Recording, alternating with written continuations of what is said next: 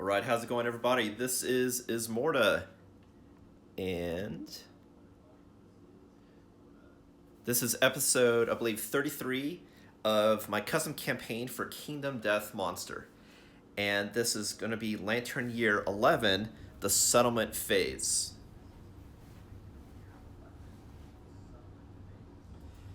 So before we get into the steps of the Settlement Phase, I do have a couple corrections from last video, and not corrections, but stuff I just forgot to do. One of them was whenever I had done Age Eater, everyone that does it, that was the thing that removed the tokens that saved my party from Spiral Age. Not only do you spend 3 Age tokens, but you also get a survival and lose an insanity. And so these 3 characters had their grids updated to reflect that. So we're at 0, 0, 21 insanity, and then we're at 2, 2, 5 survival. The other thing that I forgot, which is huge because it's story driven and it's a curse, is Adam's curse, the fact that he has the King's Curse. Because he was in the Aftermath, we actually then also trigger the King's Curse story event, as one of his other limbs are going to now turn into another piece of the set of Regal. So let's do that, and then we'll get on with the settlement phase. So I'm looking for the King's Curse story event.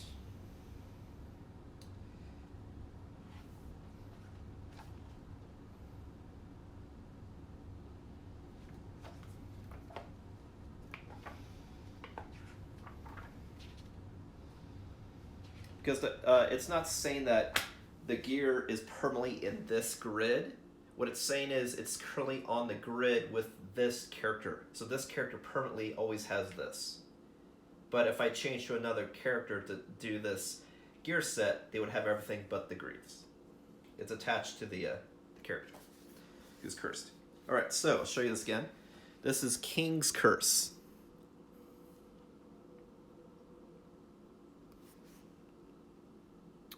Right. So King's Curse. The survivor that dealt the killing blow feels their heart sink. So we've already done the King's Curse stuff before. The curse already happened, so we're not doing that part of the page.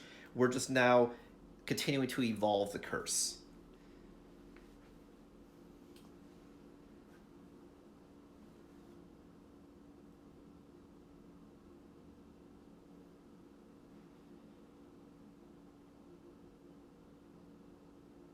Alright, so we're going to roll a hit location die and see what we get.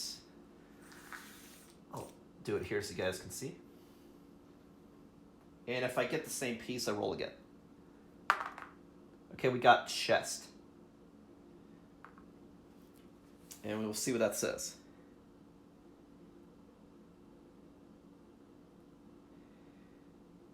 So the chest is actually the only one with a picture. It's the one you see there with the body and the skeleton.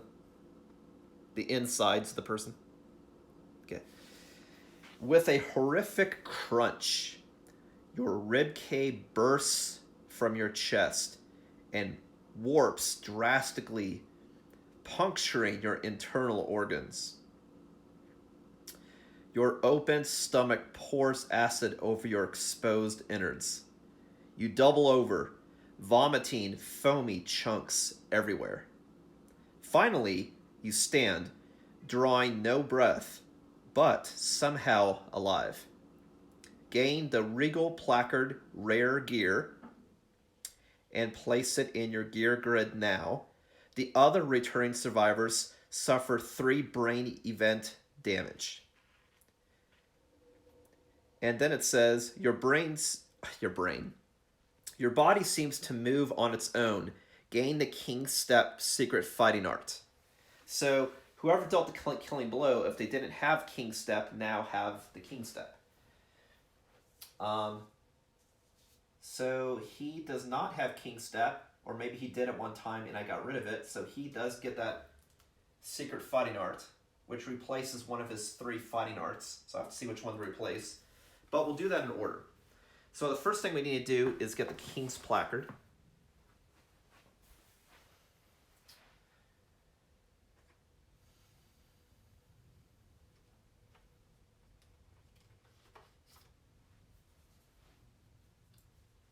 King's Placard is level 4 armor, so he has that permanently now.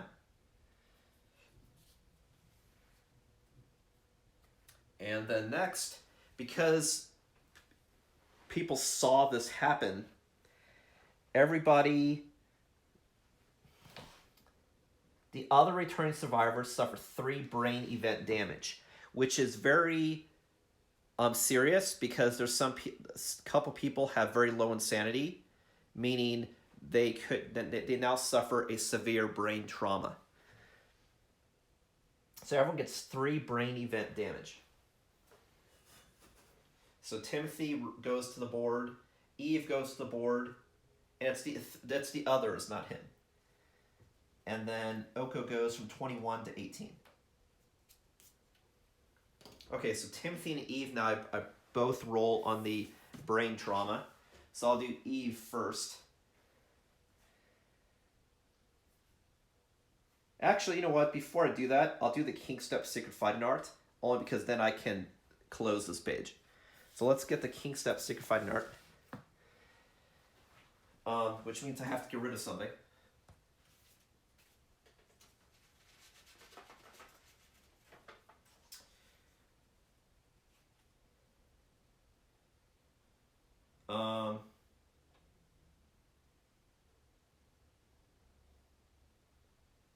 Double Dash is good, and that's something I want to share with the community.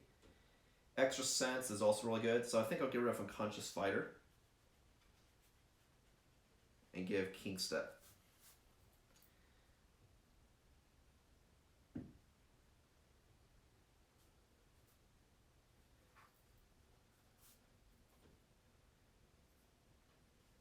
Okay, which is appropriate since he's turning into the Kingsmen, that he should know how to be like him. Okay, so now he has Kingstep. I didn't bother putting out criteria because I know what that does anyway. Now everyone gets 3 brain damage. So Eve gets light damage, already had light damage, Timothy gets light, and then but both go to the table. So I'll do Eve first.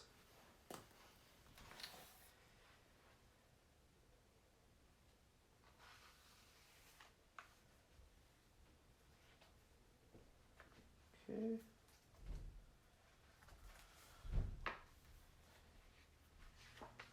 So again, this is the brain trauma.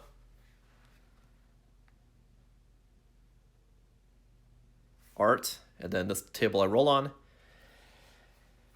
So I just want to check anyone else had anything that's weird. Post-traumatic stress. This person also knew tumble whenever they collided. I forgot when that was, but okay. And then this person has cross arm block and Extra Sense, marrow hunger. Okay, so Eve. So we're gonna roll a D10. We'll go blood because we saw blood on the page. Okay, we rolled a 4. Flee.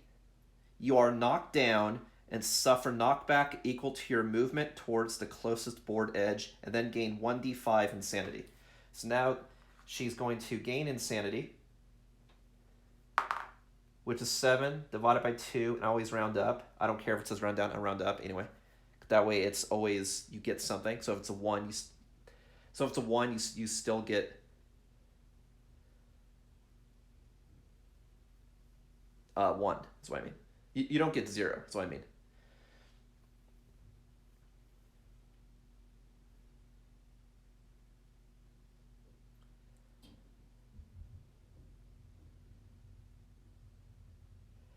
All right, so 7 divided by 2 is 3. So gains 4 insanity is how I'm going to do it. So Eve goes to 4 insanity. And then next we'll roll for Timothy, who got a 7. And that is lunacy. Gain a random disorder and 1d5 insanity. So it's a 5, so I'll say gains 3 insanity.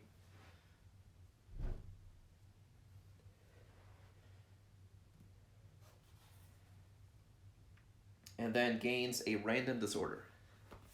And now we'll go to the beginning of the settlement phase. After we do the random disorder. Yeah. Right. So I believe I need to shuffle this deck. And Timothy, I believe, currently does not have any disorders.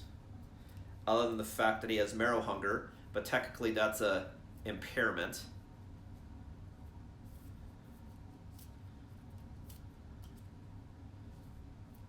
I mean, it is a mental disorder, but it doesn't count as one of your disorders.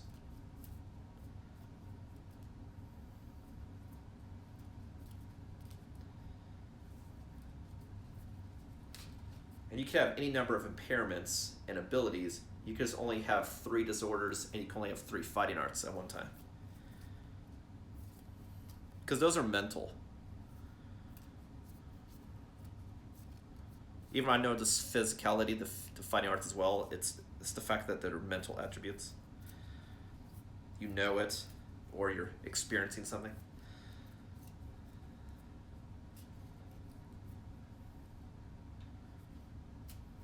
All right, so Timothy gets Fear of the Dark. I don't believe I've seen this one before. Don't worry about it if you don't have time to read it, because I'll read it to you. I just want you to see the card. Fear of the dark. You cannot bear the oppressive darkness any longer. You retire. Holy shit. This is the person that I said was my most powerful, really, character survivor in the settlement. And in here now, he's been constantly eating the skulls, and now he just, after seeing this new tragedy, beholding the curse, is now just petrified with fear. But let's see what it says. It says you retire. Okay? If you gain this disorder during a hunt or showdown, you put on a brave face until you return to the settlement, vowing never to leave the Lantern Horde again. All right. So it doesn't count as a death. This person's still in the settlement. It just means they're retired. Just like this person just cannot do it anymore. Cannot go out. So this is actually the first person that I have retire. So I'll put Fear of the Dark, and basically I just retired. Unless I remove the disorder, then the person can go out. So that'd actually be a good person to try to do bloodletting on, because not only will they get more insanity to be able to face the Phoenix, but then they could also get that disorder removed, potentially. So I'll write it down, Fear of the Dark.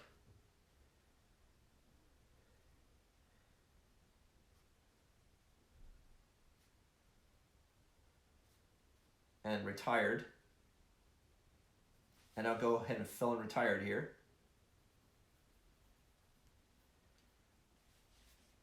And since it's retired, now I'll also do the retired story event, because this person is now technically retired. And I'll fill in skip next hunt, just so I know to never take that person out. Now let's look at retired. That'd be on the age track, because this person technically is retired. Not by age, but just by, it says retired. So let's see if that is anything.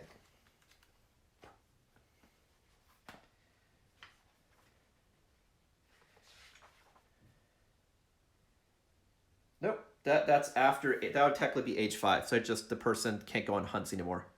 And I believe that also means they can't participate in endeavors. So let me look up the word retired right quick. That could be. I remember it's like they're part of civilization, but they just don't contribute anymore.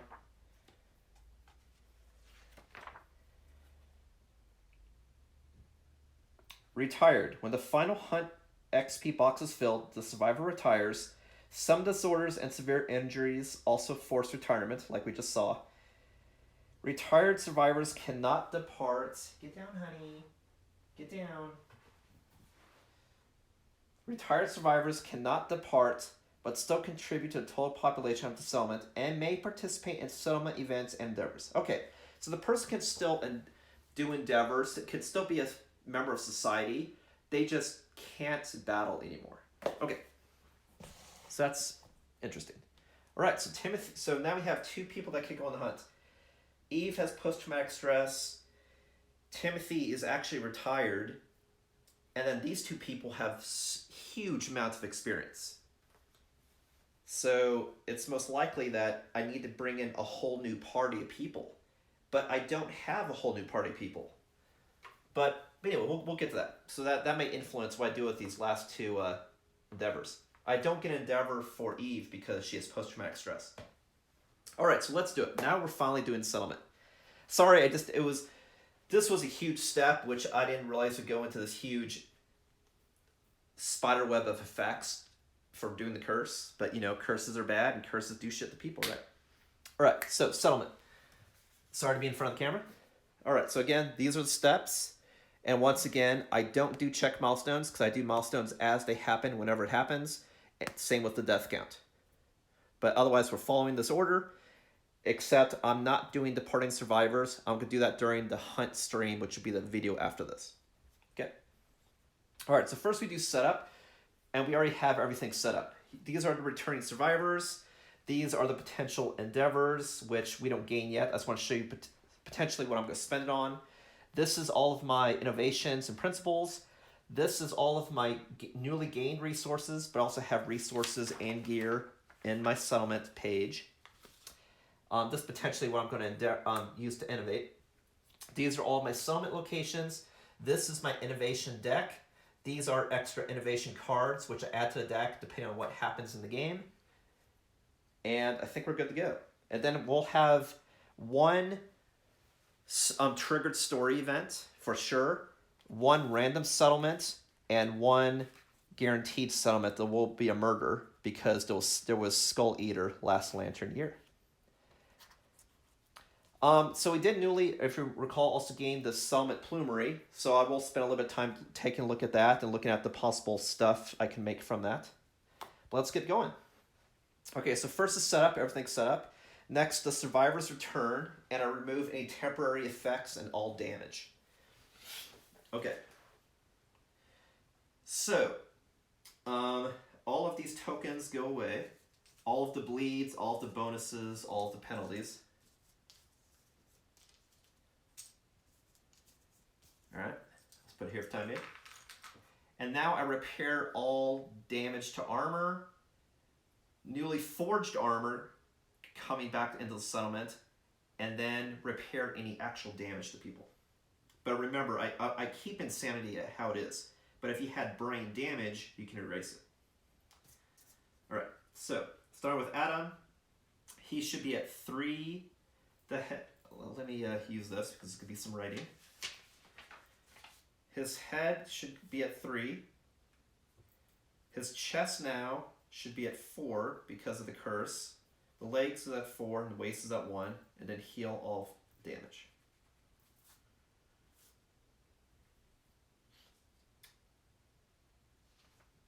All right. Next up, we have Eve. Heal that brain damage. Heal a little bit of physical damage to the chest, and she should be at 2 on everything. So I got a couple armors to update. All right. Next up, we have Timothy, who also took brain damage, as you know, and some damage to waist and the feet, legs. And this person should be at 3 on everything.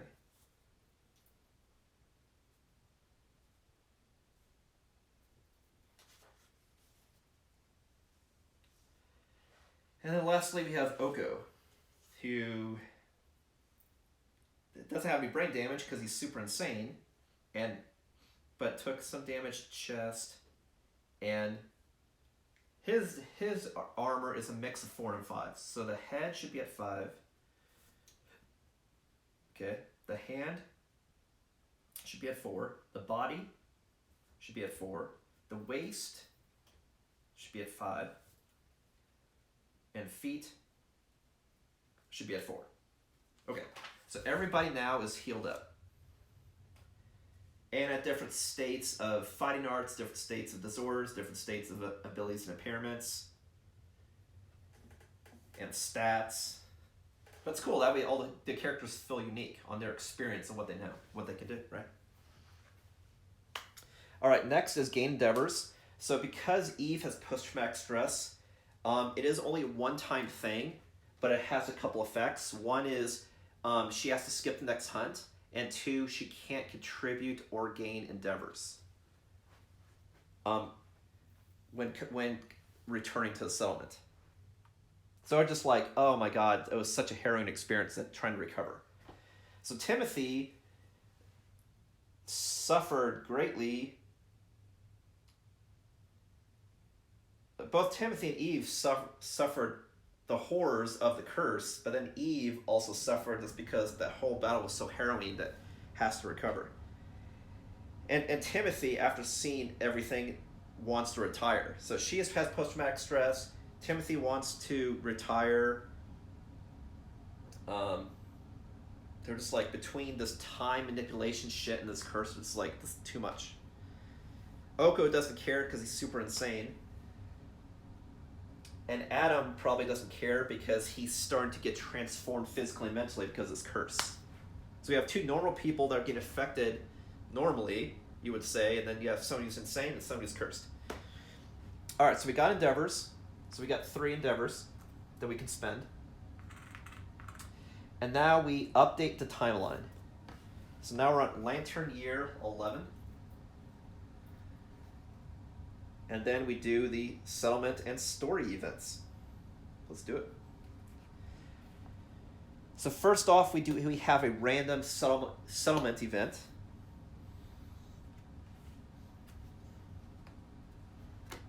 Which is Hunt Reenactment. I'm not joking. I don't know if this is like a play that they're putting on or theater. We'll find out. And then different things happen. Okay. Hunt Reenactment. Nominate the group's favorite survivor to play the hunter. And then nominate your least favorite survivor to play the monster. Pick one monster from the settlement's list of defeated monsters.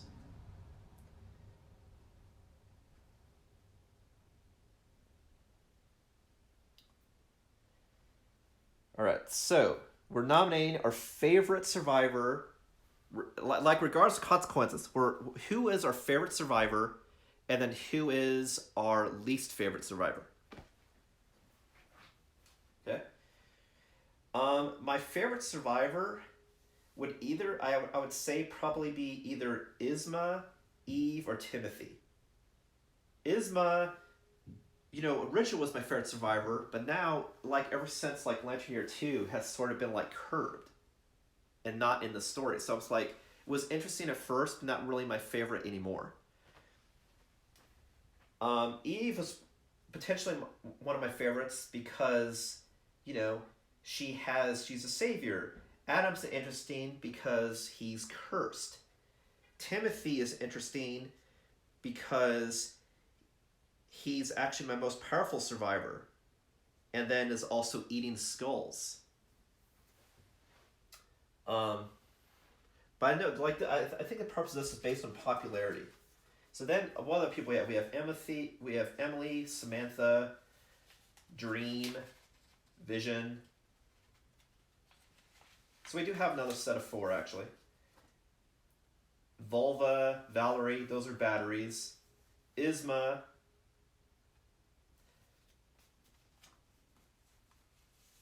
So the least interesting would be someone that you either hate or someone that's doing nothing. Isma is interesting because she's providing the stuff, but favorite? I don't think so, just because she's doing nothing for the civilization. Least favorite, I almost want to be someone that you hate. I mean, these people are batteries, so they're important. These people are new, but there's nothing going on with them, so it's kind of mute. The second string is kind of mute.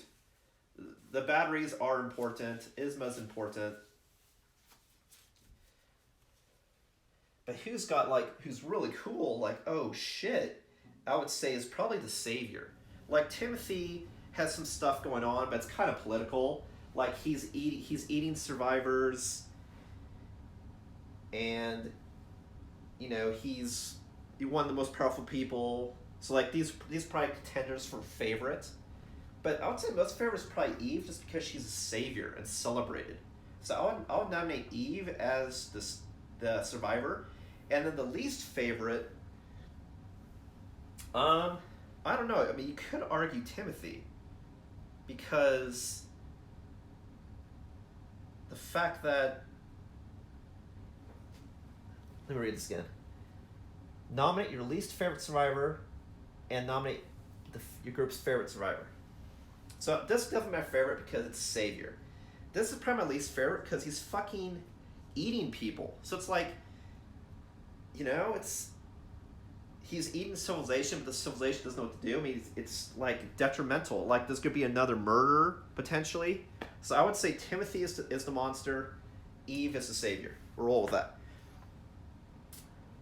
Then we pick one monster from the settlement's list of defeated monsters. It's the fact we want to reenact a hunt. Let's, for fun, do the Phoenix. So we have Eve playing herself as the savior, and Timothy, who's kind of a jerk and people are on the fence what to do, but they let it pass because it fits the religion, to be Timothy. Okay.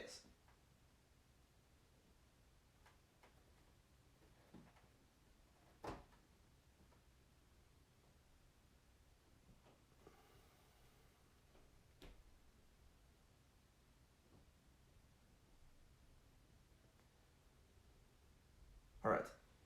So the reason why the slight pause is because when I'm reading this, there should have been more text to be clear on what you do. It isn't that you read this, that's clear, but then it should say roll a d10. And then depending on the result, then you consult different numbers. It doesn't say that here at all, and it should, because otherwise you think that regardless, the person who is the monster dies, for example. So clearly I have to roll a d10. So we'll do that. And maybe that still happens, who knows? So should I keep it red? We'll keep it red. Okay, so we rolled a 6. We'll see what that says. Is this monster... Oh, I didn't realize you can nominate a Nemesis monster. When I think of monster, I always think of Quarry, but it's any monster. But that's okay.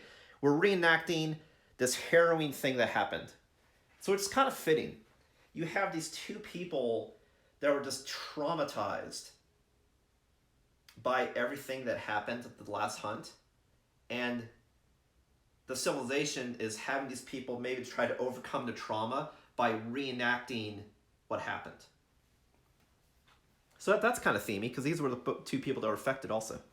Okay, so I rolled a 6. Is this a Nemesis monster? No. So they reenacted their battle with the Phoenix to try to get these people to overcome, you know, what happened. And it says here, the monster falls, silencing the crowd with a sickening crack. The survivor nominated to be the monster dies. The survivor nominated to be the hunter sets their insanity to 0. So, man, when they reenact the hunt, they meant it. And when you look at the civilization, like, it makes sense. You want to have these people reenact this horror that happened. Because, like, we don't want people being afraid of the hunt. So we're doing this reenactment to get people bolstered, right? But, you know, people loved her, and there was hate going around about him, but no one knew what to do because it fit the religion. So anyway, when they reenacted this, Timothy, who was actually retired, now was also killed.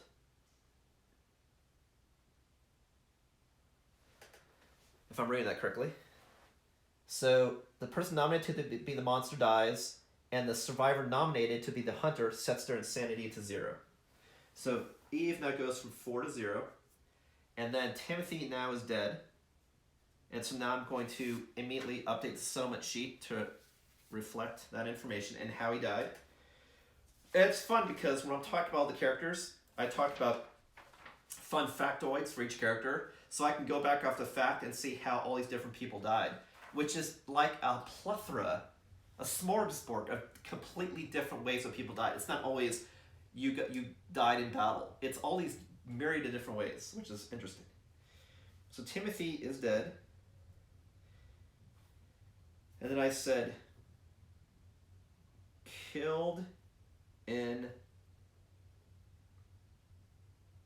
settlement, hunt,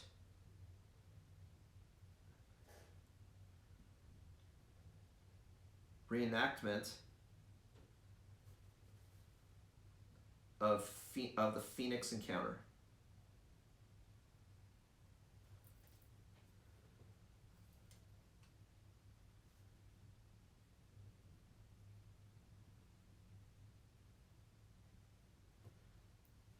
Okay, so Timothy died, so that means the population now goes from 11 to 10, and then the death count goes up to 8. So Timothy is now dead, which is dangerous because he also had Red Fist, but I know that's still shared with the population, so I might very well spend two of these on shadow rituals possibly to share the new thing that Eve learned, and then Red Fist again possibly, and then the other one for Innovate. We'll see. So Timothy is dead. Okay. And what's also okay.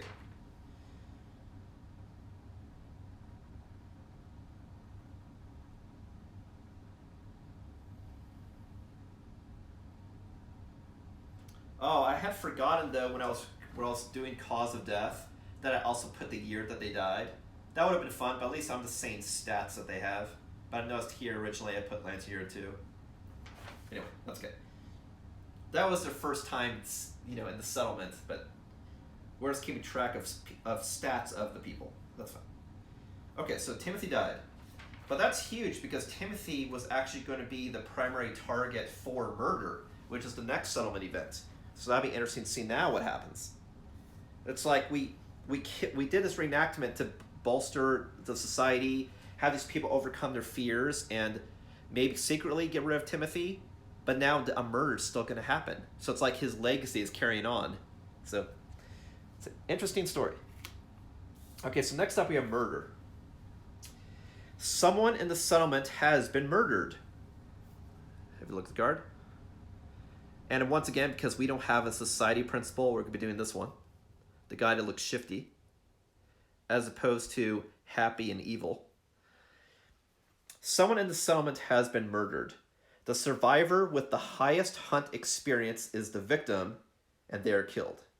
God, see, it's like I fought the Phoenix. People potentially were going to die from time itself. We were able to reverse time, but then we still didn't save people's fate. The same people are still getting knocked off for different reasons. Karma, possibly. Fate, maybe. Okay, so the person with the most hunt experience is going to be killed. Which I believe is Adam now, because he's at 1 away from retired, which I'm 90% sure is him. Let's check. Everyone else should just be low. Who's still alive. Eve is 2/3 of the way. Oko is really high, but no, Adam's the highest. So what's funny is like, these people are traumatized by the Phoenix Encounter and because of the curse. We had this reenactment of the Phoenix Encounter, but then people still think, no, the curse is the problem. And lo and behold, look, boom, Adam was now assassinated. I was secretly doing him because it's a free way to get gear while I'm trying to get gear, but Adam was murdered. So now let me update settlement event, the settlement sheet again. So Adam is now also killed.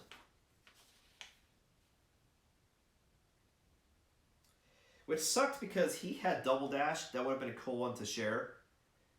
The fact that you could spend an extra movement as a surge, but now he's dead.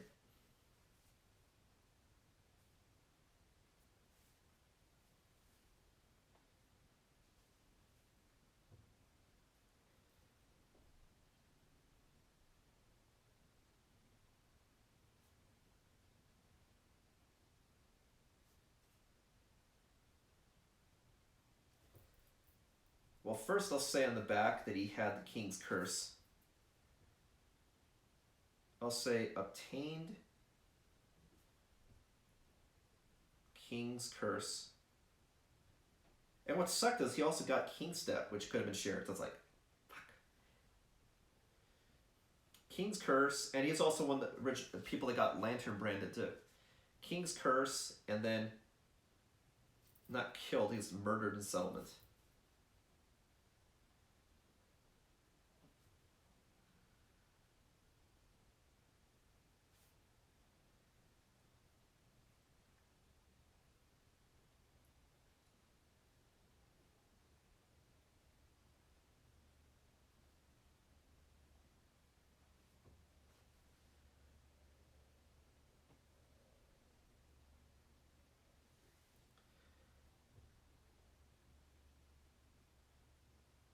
Murdered in settlement, but I want to say who he was murdered by, so maybe that's the next step. The murderer is the survivor with the highest insanity, who is caught in the act and waiting punishment. So the person with the highest insanity is definitely Oko. Man, it's like the whole party's going against each other. These people are going crazy, reenact it. She kills him, and then he's crazy. He's like, no, he's the problem. And then Oko kills Adam. It's like, oh man, my settlement is eating itself, literally. Murdered in settlement by Oko. Okay, now update the population to 9. And then the death count goes up yet again. Not good, not good. I mean, to be fair, Adam couldn't be any more hunts anyway. If he can only go on one more hunt and then he would be retired, but all these people about to get retired are just getting knocked off, getting whacked. Okay, so there's no more Adam. Which means there's also no more King's Curse, because he was killed.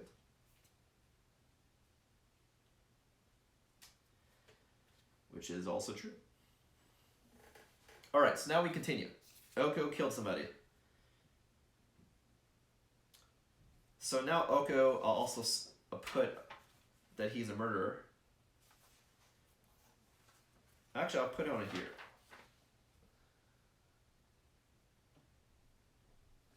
That's okay, I already have it recorded. Okay, so let's continue. Select the table that corresponds with the settlement society principle, which is still no society, because we don't have that principle. The only principles we have is cannibalism and protect the young. We don't have a society principle. We have a death principle and a new life principle. So now we roll D10, see what happens. Last time the settlement was at a gridlock or impartial to it. Alright, so this is a 9. The murderer, I don't know how I'm saying murderer. The murderer sorry, is heralded as the fiercest warrior in the settlement. They gain +1 permanent strength, +1 courage, and +1 understanding, and a skull helm gear card. Add the settlement event to the timeline 1d5 years from now. So at first, the people were impartial to eating skulls and killing people. But the fact that this person just, like, killed somebody. Now my civilization is like, yeah, let's kill people. Which sucks, because we need people. But anyway, they heralded as the fiercest warrior. So that I'll definitely add to his thing, and then I'll add the stats. And then we will continue. So I'll say here, Oko heralded fiercest warrior.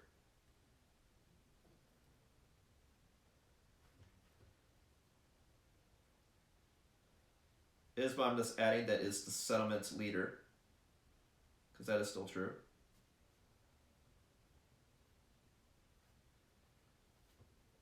Heralded fiercest warrior. Okay, and now we're adding the stats. So the stats on Oko, and he is the fiercest. Now that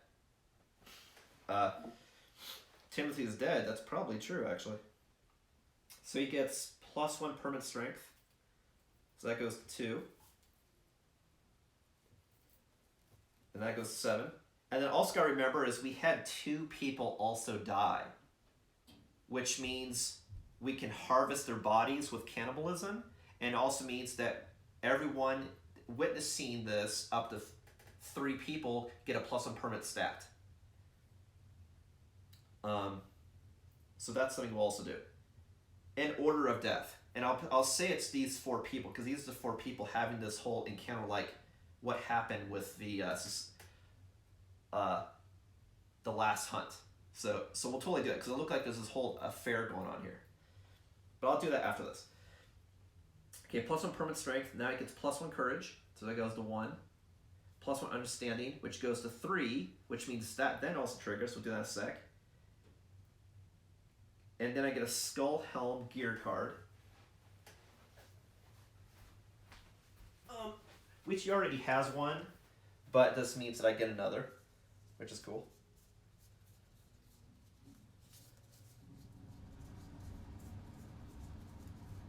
Because I can add it to my civilization.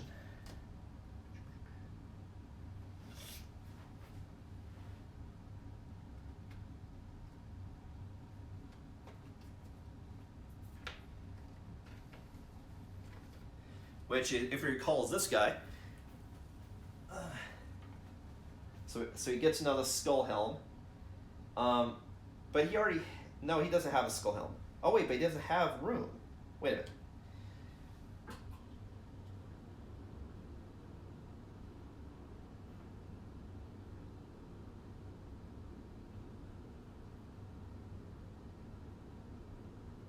Now, what does it say, they? It should say...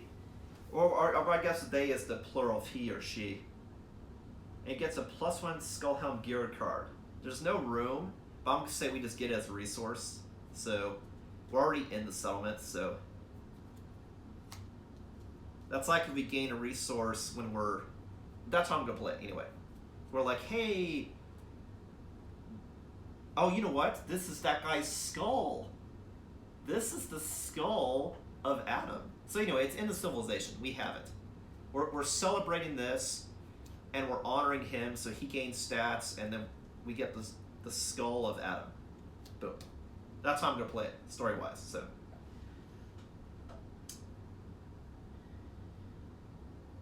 and then 1d5 years from now, this could be another murder. 7, so that means 4 years from now.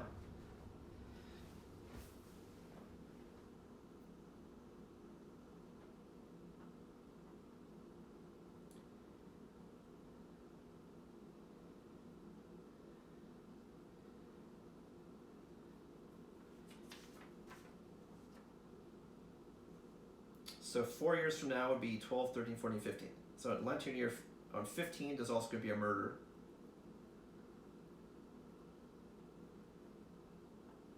Okay. And then lastly, we then trigger the death thing, the dark trait of our religion twice, and do cannibalism. So the people that would have gotten the stats,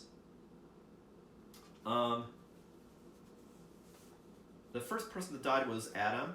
So that means Timothy, though, would have also gained stats before he died, and then they died. Because that happened first. Witnessing this happen. So +1, a trait. So we'll add 1 to evasion.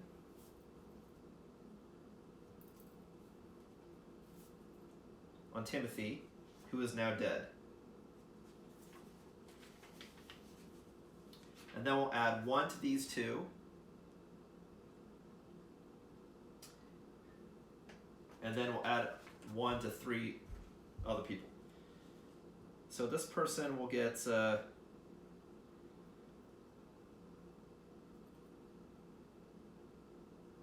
I'll say +1 evasion because he avoided the monster.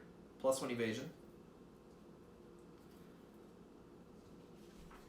And then Oko gets I'll say +1 speed. Because he then rushed in and killed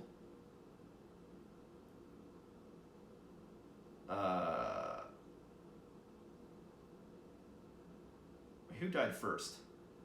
No, Timothy died first, so Adam should have gotten the trait. I did it backwards. My bad. Not like it really matters, but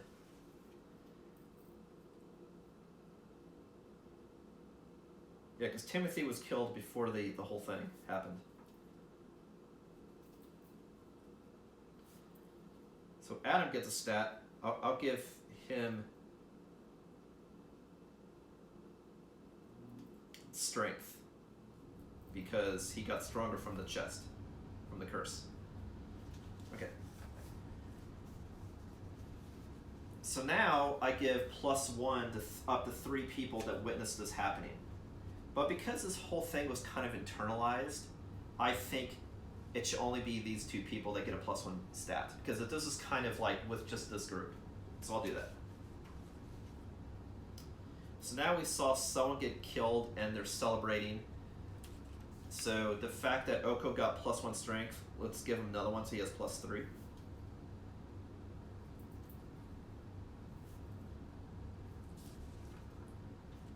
And then Eve will get a +1 a stat. Let's say everyone gets stronger, so she gets +1 strength also. Goes to 2.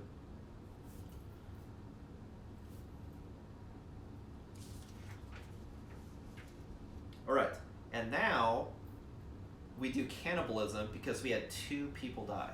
So we get 2 random resources that are basic. So say we get stuff when people die. So the Pact of the Civilization is saying like, yeah, this person's super old, let's just kill him. That way we strengthen civilization, which is true. People got, the party got stronger, and then we're getting resources.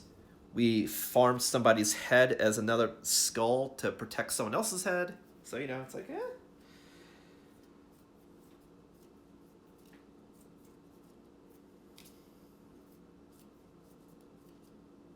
Oops, I'm shuffling Phoenix resources, and we gotta do basic resources.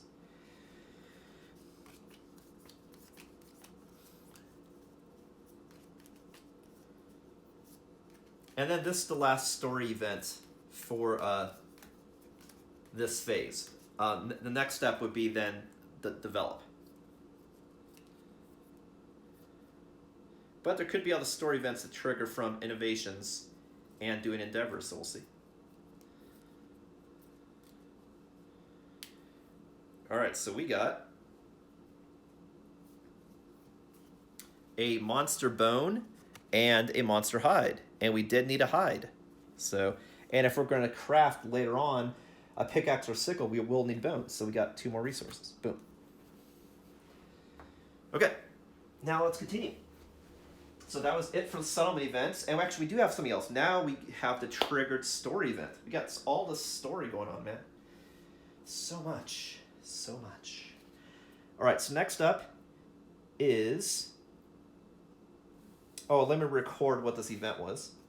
So I like to record these. The random one was Hunt Reenactment, right?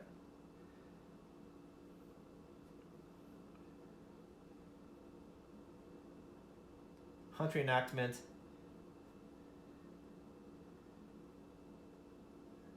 Okay.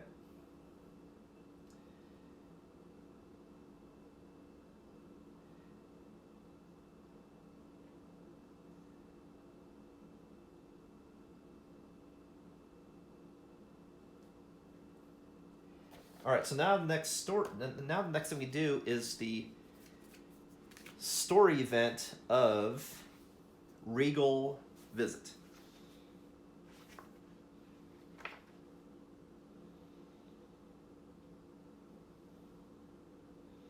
Which is 161. Okay, Regal Visit. So here's the picture.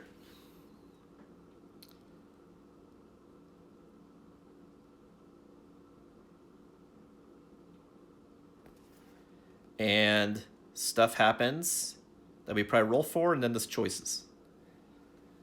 Or maybe conditions that trigger the choice. We'll see. Regal Visit. The hand, which is in caps, it's a type of individual. The hand strides into the settlement. The hand being this person with his brain exposed. The survivors' thoughts vanish as they fall to their knees, struck dumb by its glorious, incomprehensible presence. So remember, last time we had an army of people which probably all had that forceful king step, and we were at their mercy. This time, we're just in awe of this person. Add the hand to the Nemesis Encounter list, which is on here by default. Add Nemesis Encounter, the hand level 1, to the timeline 2 years from now, which is already here.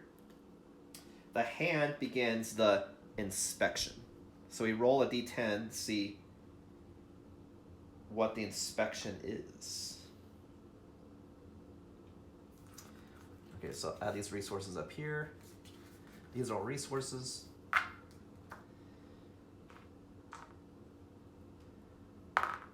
We roll the 6. The hand rampages through the settlement. Lose any resource. Holy shit. Okay, sorry. I read ahead and I'm struck in awe. The hand rampages through the settlement. Lose any resources in the settlement storage. And suffer -1 population.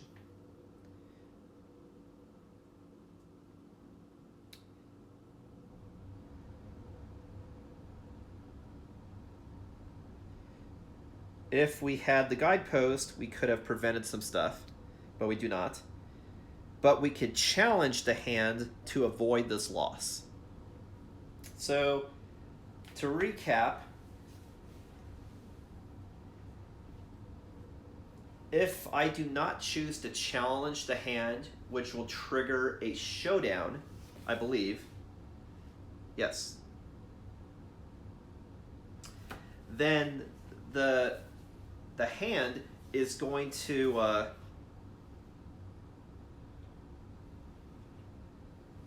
someone in our population is going to die, and we're going to lose all of our resources. So everything we had in storage, which is 6 resources, and then 7, 8, 9, we're probably looking at 18 resources. We're going to lose heavy resources and another death, which that means we'll only have then 5 people left that can go out on a hunt. I mean, I don't think we can chance that, to be honest.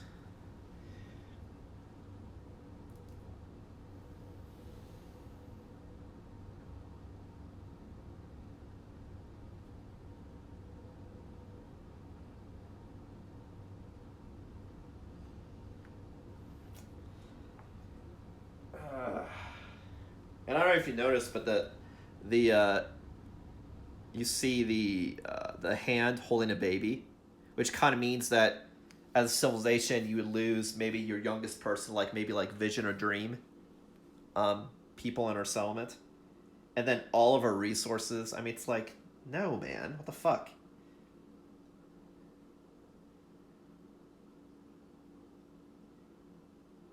Shit.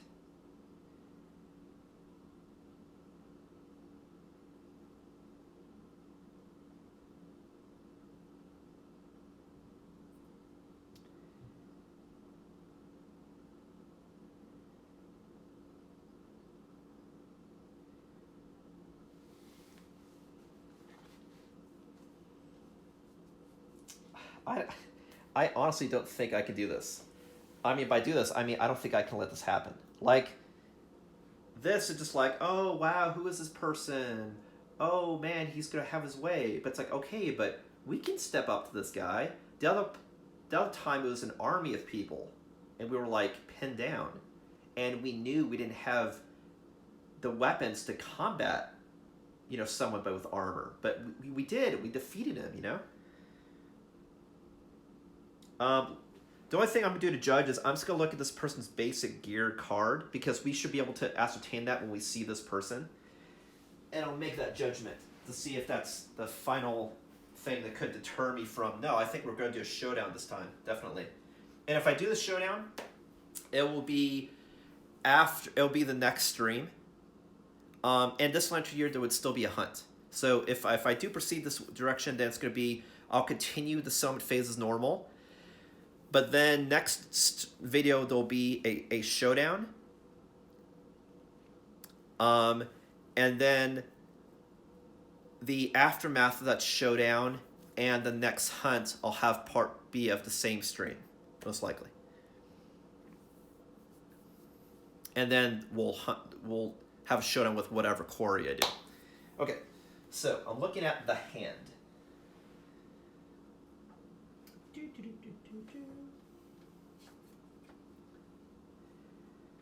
Oh man, the hand is really powerful.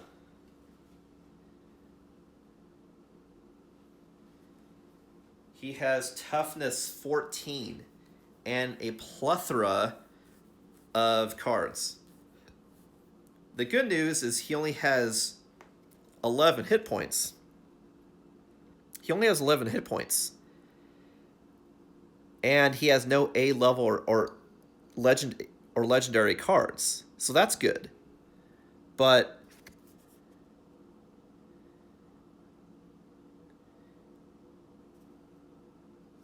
he has a whole bunch of abilities which I have no idea what they do. So he's only got 10 hit points, but all these weird effects which probably protect him and kill us. But the main problem is he's got 14 toughness. Can I penetrate that toughness? Now, maybe you take advantage of these weird cards and abilities to do so, but I don't know. This is the only thing I'm letting myself look at for the time being. 14 toughness, though. The reason why I say that's a problem is I could hit with the clubs to just trigger -1 speed, even though they may not wound. But can I wound with everybody else? 14, man.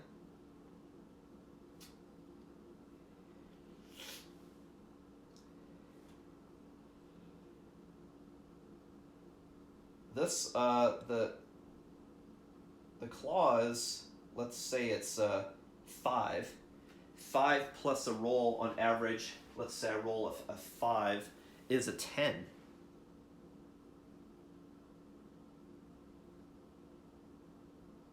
That's not going to be enough to overcome his toughness at all. I need to roll like a 9 or 10 with the claws to just hit. Whereas the other weapons, let's say they add simple math 9 plus a roll would be 14.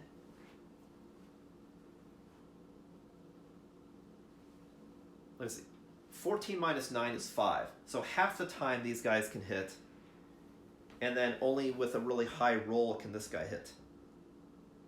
This person, I mean, a wound. This person definitely cannot wound, but can get -1 speed. It's sort of the same thing. I have to roll really high. 9 or 10 to hit with these.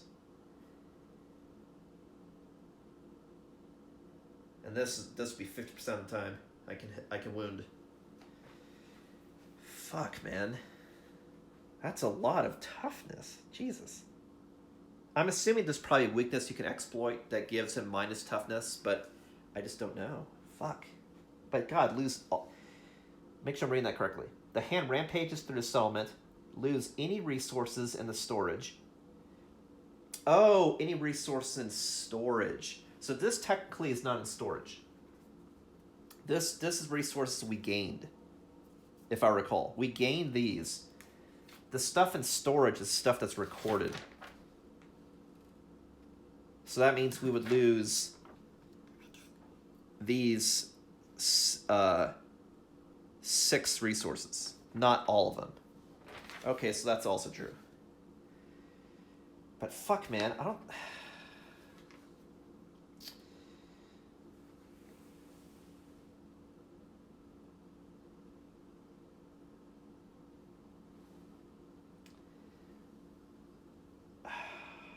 I think...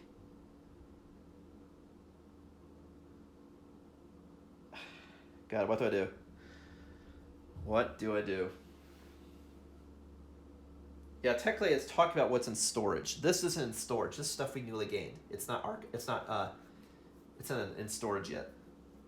Maybe I'm reading that incorrectly. I'll check the words on that. I'll check that right now, but I'm pretty sure that's how it plays out. But I think I might want to challenge this guy, to be honest, because I can't let this fucking happen.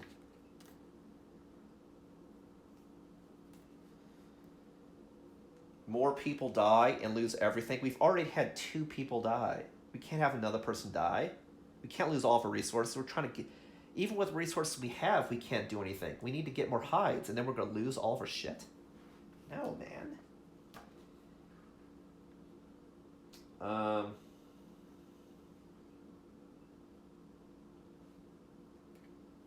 Alright, so let me look up the word... What am I looking at? Settlement storage. Let me look that up right quick. That'll be the deciding factor. If that exists. I see settlement phase, settlement event. I don't see anything on that, so let me just go to the settlement section of the book.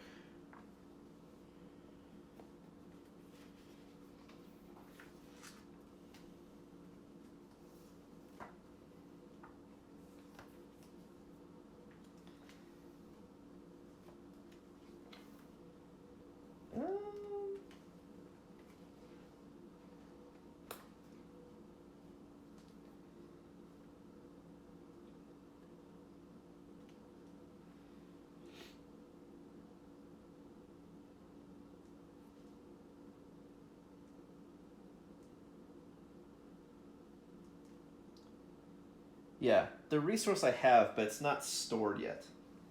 It's like he just running through the settlement.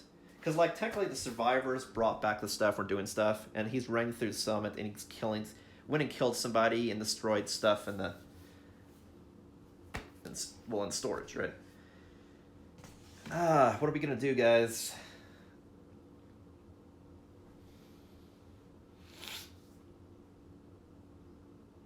Well, the thing is, like... Let's say, theoretically, I let this happen. We'll still have to fight him 2 years from now, regardless. The question, though, is, if I fight him now, when I encounter him again, do I fight a level 2, or do I fight another level 1? That's the last factor.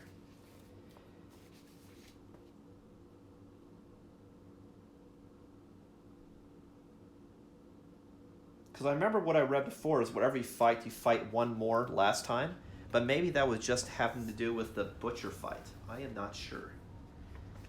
I don't remember when I read that. So let me try looking that up real quick.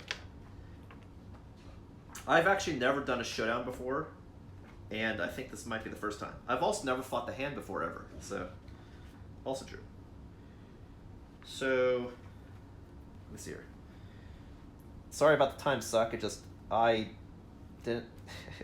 I should stop saying that I didn't think something bad would happen when this game has bad stuff happen all the time. That's been the theme.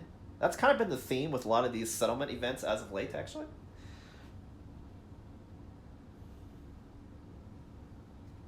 So let me see if I can't look up Showdowns or Nemesis Encounters to see how do you know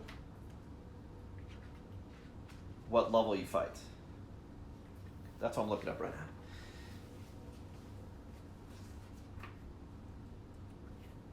I had remember reading before that whatever Nemesis you fight one level higher, but I don't know if that was unique to like the Butcher or if that was unique to Nemesis Encounters in general. That I do not know.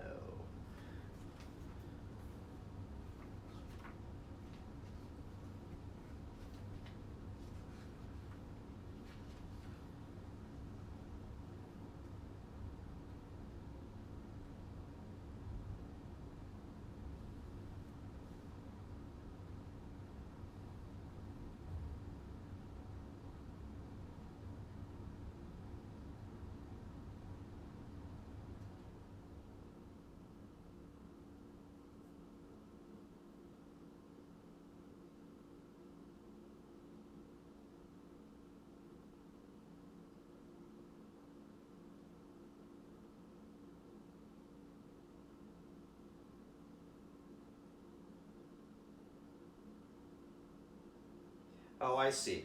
Okay, so it depends. If it says Nemesis Encounter with that person, then every time you fight that person, it's one level higher. If it says you fight a Nemesis Encounter a level of a certain number, then you fight that number regardless. And then if it says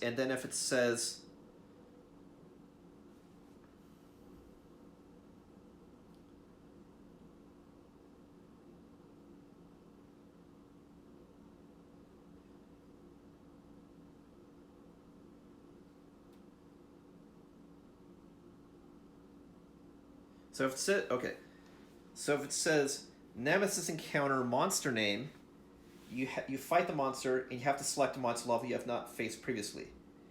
If it says Nemesis Encounter monster name a level within a number, you must fight the named monster of the specific monster level listed, even if you have previously faced it. So basically, if it says Nemesis Encounter, for example, Watcher, then that means if you fought the Watcher previously ever, it would be one greater than what you fought. Otherwise, if it says Nemesis Encounter level, whatever it is, you fight that level regardless. So what this means is, we'll be fighting the hand level 1 twice. And I think I'm okay with that. Because prior, when I fought the Kingsman, I know I couldn't do it. And do I think I'm going to have any better stats in 2 years? No. Why? Because better stats would mean that either I get a better weapon to wound, or it means I get somebody with full deck of armor. But he's not going to get armored up in 2 years. Because to get leatherworking, I have to spend a shit ton of hide, and then I have to spend a shit ton of hide to then gear him up, which I can't do. Like, I could, in desperation, give him rawhide armor, potentially, if I have 5 pieces, which I don't think I do. But that is an option, just so he has some armor. But, you know? And if I fought one of these other monsters, like the cat or the screaming antelope, I might get a couple pieces, but I won't get the whole set. So, and if I get somewhere that I don't have that piece of armor, I'll get plowed anyway. But 14 toughness, I don't know how I'm supposed to wound somebody with 14 toughness. There must be a trick to that, because otherwise I'm not seeing it. Unless you can just crit him. I have people that can't crit, like Eve. But it looks like these are the only 2 people right now that I can see that have a good chance of wounding. Unless these two people crit. But in any case, looks like it would be another level 1 later. And I can't see myself necessarily completing some new set in that period of time. So, fuck this guy. We're going to do a special showdown. We're going to fight him. We're going to fight him. So I will record that. So I'll say the hand level 1.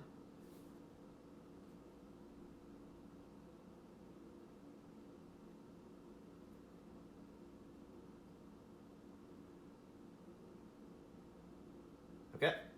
So we are going to challenge the hand. Get the fuck out of here. We're embolstered. We just killed somebody. We have a champion. We can do this. Fuck you.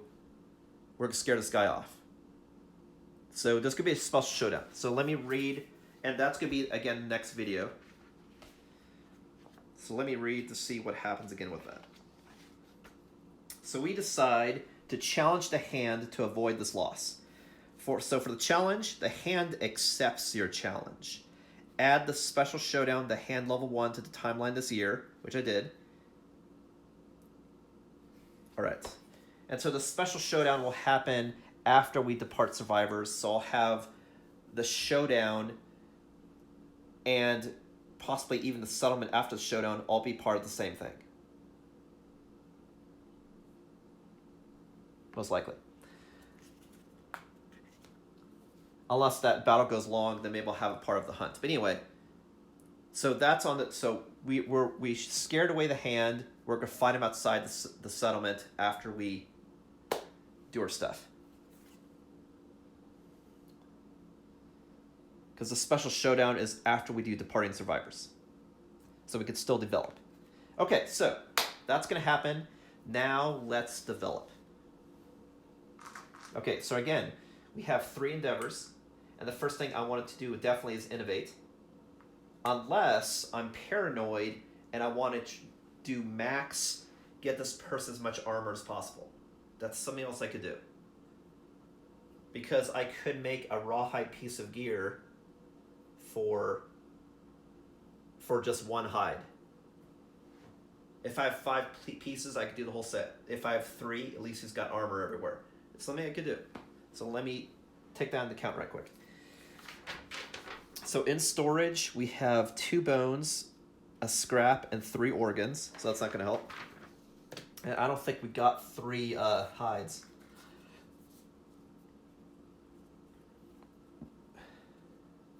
I mean 5 hides. We have 3 hides here. And then we have a 4th hide. So we can't complete the set, but I could give him more armor. Out of desperation, I could do. So he's got cloth armor. He's got, I have skull helm. I could make the other 3 pieces at least. That way at least there's... But even if I do that, unless I complete the set, it's only adding 1 armor. Sorry. It's only added 1. But if you completed the set, you'd get 2. As well as you can regenerate survival. So, I mean, I don't even think it's worth even getting more armor on this person. Because I don't think it's necessarily going to save him. Like, 1 damage isn't going to necessarily save you. It's better to have someone with extra sense to just stop the attacks altogether. The reason why I'm deciding on that is because if I innovate, they'll take up a resource, is why. But maybe the innovation is what's going to save us. The other question is, do I have any other gear that I could use? So I know I got a new skull. Where'd that go? We did get a skull for a civilization.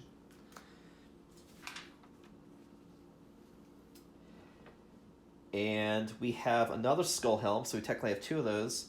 We have 2 cloths, founding stones, lucky charms, dried acanthus, monster grease. Monster grease could come in handy in this fight, possibly, just to keep that person alive. Same with Fecal Salve, so I can drop aggro. That's an interesting choice. So I have some choices to control aggro. So I'll just proceed. Maybe this innovation will give us what we need. Anyway. Okay, so we're going to innovate. So we're going to spend 3 resources, an organ, a hide, and a bone. And we're going to innovate. What does that mean? That means we draw 4 cards from our deck because we have the bonus from Symposium. And then we choose one. And then if there are any consequences, we add those consequences to this deck. And the consequences would be from here. Right, so 1, 2, I've already shuffled this. 1, 2, 3, 4. So we have sculpture, cooking, drums, and partnership. So definitely the one that sticks out right out the gate, but I'm going to read all of these before I decide, is drums.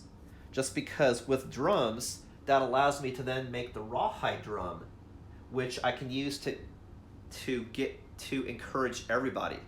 So my encourage, instead of bringing back up one person that's knocked down, I can bring up everybody. So I need drums in order to make a rawhide drum. So that's very interesting. And then you can also do bone beats that you can give somebody rhythm chaser or synchronized strike. So I give people potentially more ways to do damage. So that's very interesting, especially if I'm about to do a Nemesis Encounter. And then I could use this to just give people out the gate survival and sanity. So this is very has some great utility. Sculpture has 2 things you can do. One, it says you can create an inspirational statue. You could skip the next hunt and lose a fighting art. Record this fighting art on a settlement record sheet. A settlement can only have 1 inspirational statue. You cannot make another. Secret fighting arts are not fighting arts.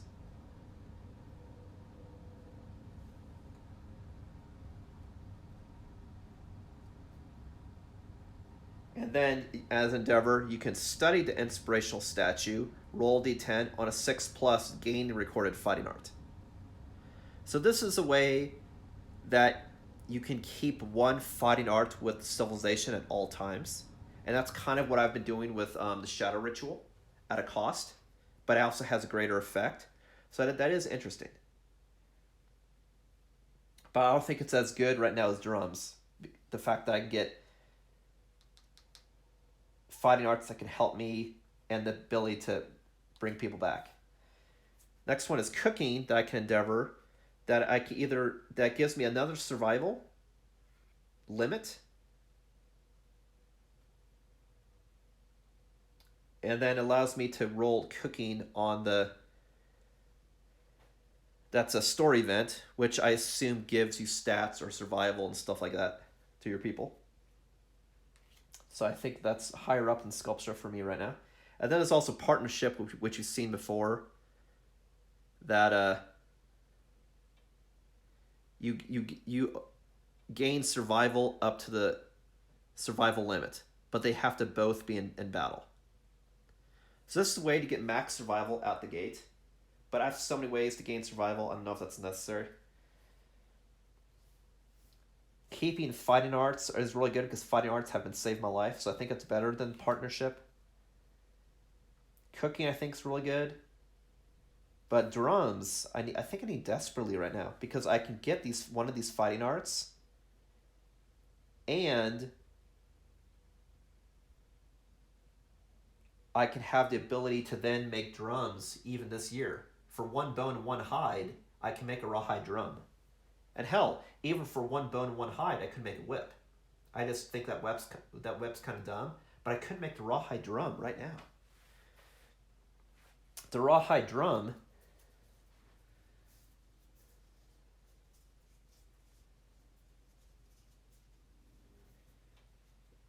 can give everyone an insanity, which is great. And then also, again, when I can encourage everybody. Because basically when you're knocked down, you waste a turn, which is terrible.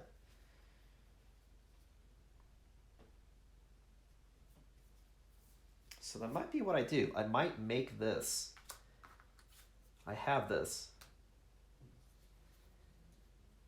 You know what? I think that's what I'm going to do. All right, so we're going to learn drums. So I'll add that to my settlement.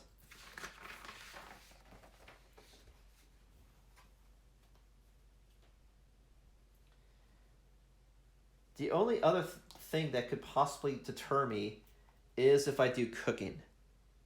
So maybe I'll look at right quick and see what cooking does. Because this does raise my cap of survival by 1. So everyone will have even more survival. And it looks like whenever you do the settlement phase, you always get a bonus endeavor. And then you can do cooking. So basically it's like you can do cooking for free. So let me just look up what the cooking event does right quick to see if that isn't just so powerful. So beneficial, I mean.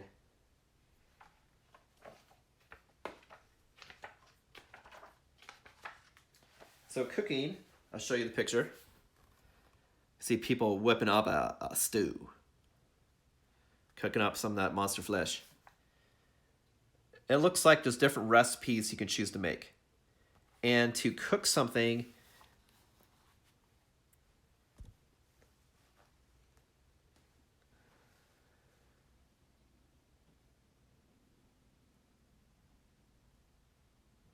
it looks like whenever you cook, only one person gets the benefit. So if you have these recipes, someone gets max survival and a permanent stat. But it's not for everybody. And then you have to also acquire the recipe.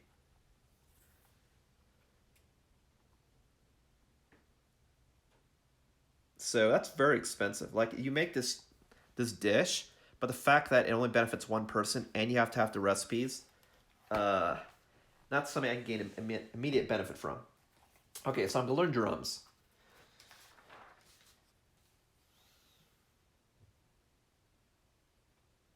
So I got drums, which as an endeavor, I could do bone beats to either, it's not even something I roll for. I can give somebody insanity, I give someone survival, or I could give someone a fighting art or a secret fighting art listed here. Rhythm chaser or synchronized strike. So that we're totally going to do.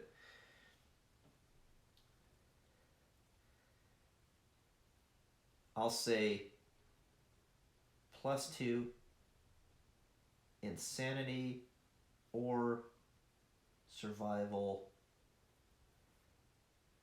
or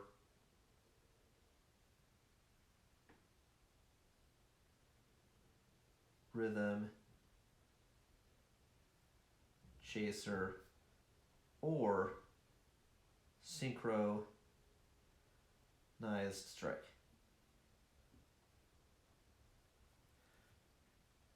Cool, so we learned drums. Boom. So now we have that, we can endeavor as well. And then after adding drums, I add these 3 cards to the deck. And then I look for everything in here that says drum consequence at the top, and I add that to the deck as well. Meaning now that I know how to use drums, I can learn how to do other stuff as well. And you see, look, one of the drum consequences is Forbidden Dance.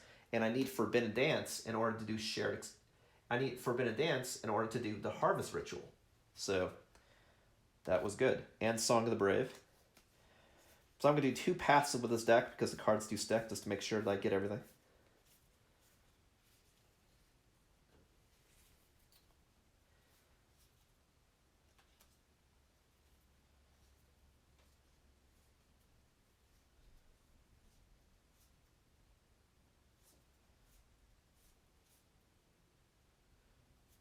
Okay, so it looks like they're just 2.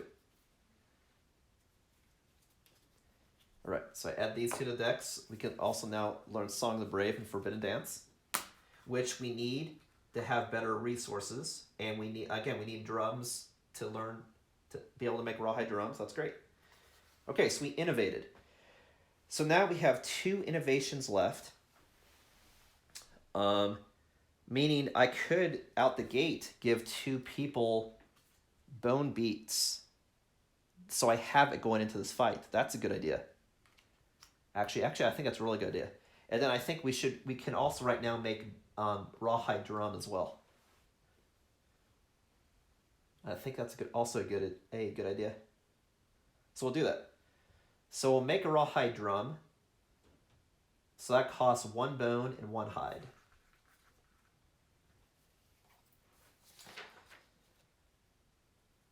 So I use a shank bone from storage. I erase it. And 1 hide. So I'll use a monster hide that we just got from somebody dying. Remember? So we're harvesting their body to make... We harvested Adam's head to make a skull, and then we're harvesting, I don't know, Timothy's body to make a rawhide drum. There you go.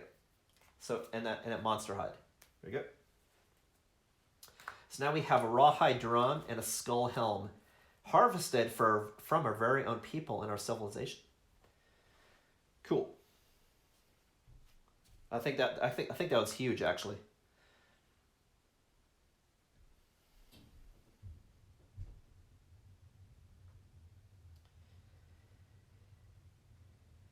All right, so we have resources left, but I don't think it's worthwhile to waste hide on this when I could spend hide on actually making leather armor, because it only adds 1 to the set. And unless I can make 2, unless I can make the whole set, it's only going to be a couple pieces to have additional armor 1 instead of everything having armor 2 and your regenerate survival potentially. So I don't think it's worthwhile making any more pieces when I can put it toward making the leather worker, I should say. Yeah, fortunately the rawhide drum doesn't need leather. It just needs a bone and a hide. And drums. I know drums, I have a bone, I had a hide. That's great. So, because I really want to keep the Phoenix resources so I can make Phoenix stuff in the future. And I still have stuff I can innovate. So let's proceed. All right, so I think what I should do then, just to speed up the rest of this so it doesn't go on too long, is for these last 2, let's use the drums to give us the power to potentially stop this guy. So let me look up what these 2 things do, and then we'll innovate on drums twice.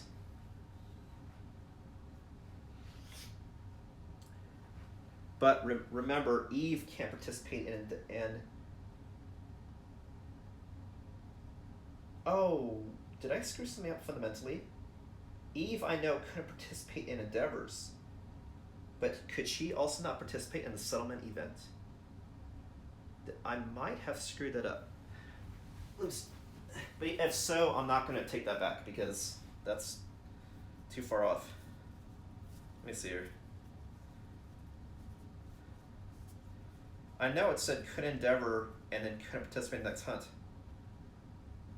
No, yeah, it just endeavors. Okay, phew. Alright, so now I'm looking up for Secret Fighting Arts, Synchronized Strike, I believe. And then on the regular Fighting Arts, I'm looking for Rhythm Chaser. Because Fighting Arts have been huge in protecting my people. So this may be the coup de grace.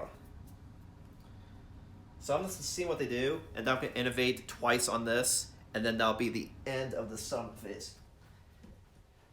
I think the drum will be huge on picking people up.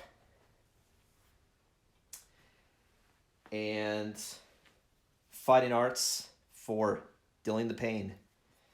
Okay, so Rhythm Chaser says, on arrival, you get another evasion. So hard to hit, so that's interesting. And then if you're knocked down, you don't have an instrument in your gear grid. You remove all evasion tokens. This person could definitely have an instrument. And you can't use Rhythm Chaser if you have heavy gear. So I believe this person's build anyway doesn't have anything that's heavy, so it would definitely work here. For Synchronized Strike, if you have two different people flanking, then you get bonus to accuracy and bonus to strength when you attack.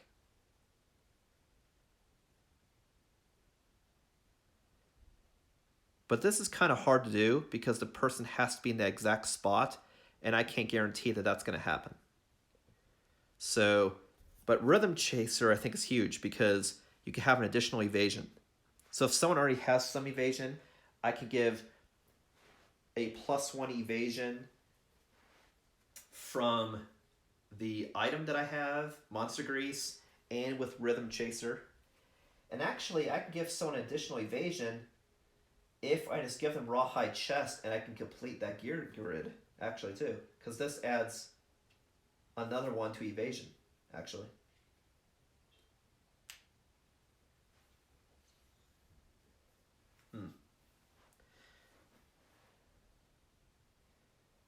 But what that also means is I can give one person Rhythm Chaser, and then I have something else I can endeavor, is what it means.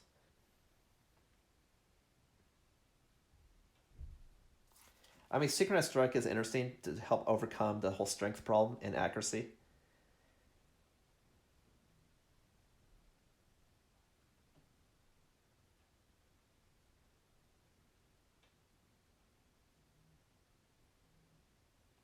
But only one person would get this bonus, so I think Rhythm Chaser is better because you can, the fact that you have +1 evasion going out.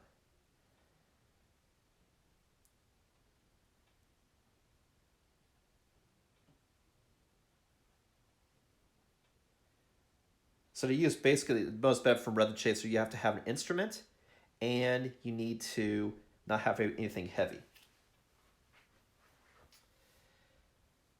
Okay, so let's do it. So who am I going to have get Rhythm Chaser?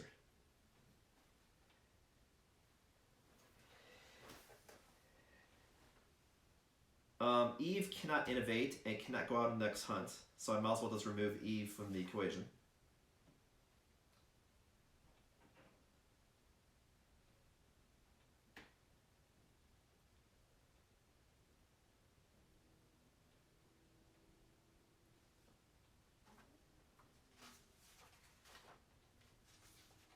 Samantha has post-traumatic stress but doesn't have it anymore, so Samantha can come out. So let's have Eve out, and the people here that can go now. So Eve, same with Vision. She needs to sit up.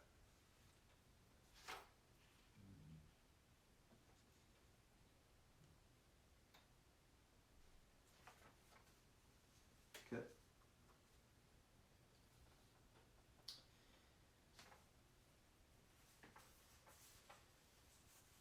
So I've Dream, Samantha, Vision, Emily, and Oko are the people that I can choose from because Eve has post-traumatic stress. Okay. So the question is, who do I want to do what? Because I'll determine who goes here and who's going to learn that for that innovation.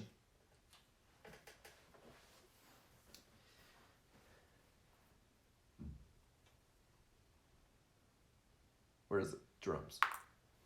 Bone beats. Okay, so I'm trying to see who's going to learn Rhythm Chaser. And then if I do this again, I give someone 2 Insanity or someone 2 Survival. Okay. So we have 5 people here. So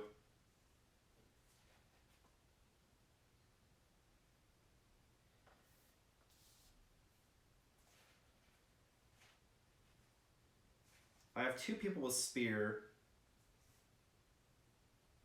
And what's funny is both people with Spear also have Super Insanity. And I don't know if that's useful or not either.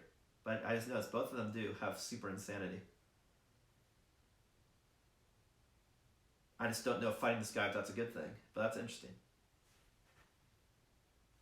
So I could have, but anyway, I could have Emily use the Spear.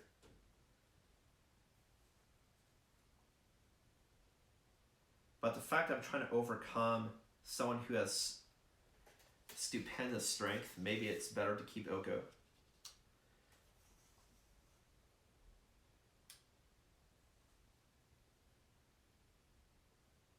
knows King's Step, and I don't know if anyone left knows King's Step. So maybe she should sit out for that reason. Or I need to share it. That's the other thing.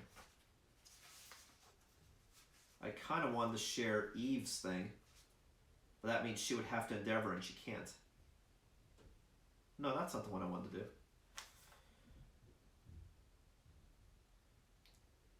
Samantha knows Qatar, so she might come out to do that.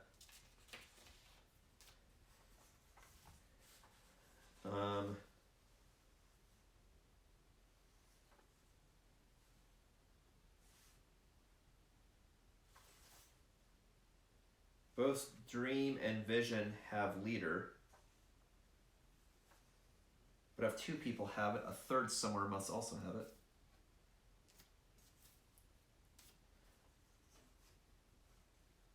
Emily also knows the spear and King Step. So I could have Dream and Vision come out. So both these people have no insanity. And then I have Oko with 18 insanity and Samantha with 8 insanity. So I kind of have the whole spread. But it's dangerous to go out and not have any insanity.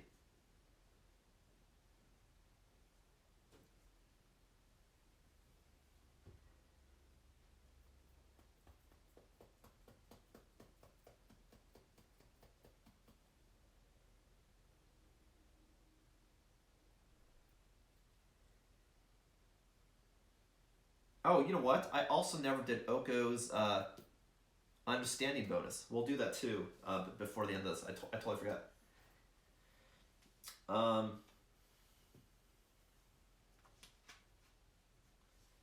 I just don't know if insanity is important. That's the problem here.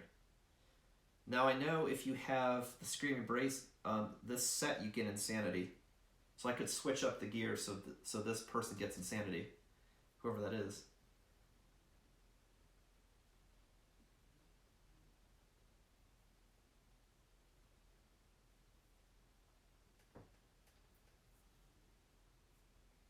Let's see if someone else has King Step.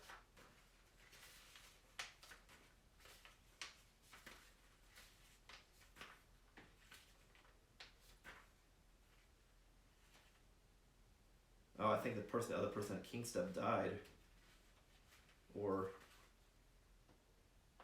I didn't share it yet. Yeah, so Emily definitely has to sit out. I would rather share something that's of value right now.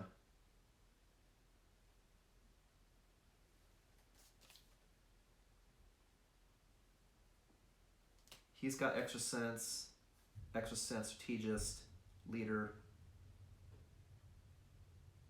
I can't have everybody with leader go out either, because then I'll lose leader.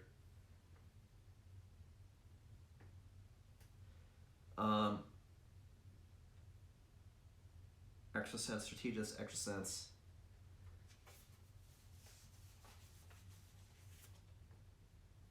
Isma knows leader. Okay, so it's still within civilization. Valerie has red fist, so that's not a problem. But King Step, I'm going to need that later. So she has to stay. Okay, so I think these are the 4 going out. The problem is I need to give these people some insanity. How do I do that?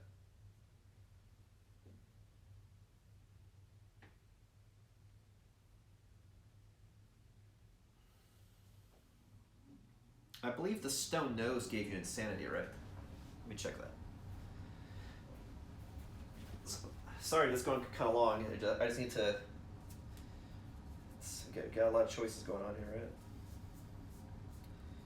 So the Stone Nose can give you a survival and an insanity.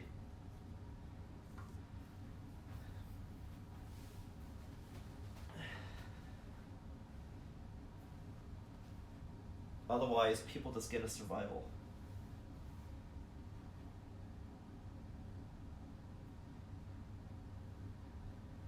I could switch this gear set with somebody, but it just then you wouldn't have the bonus of slamming when you do this.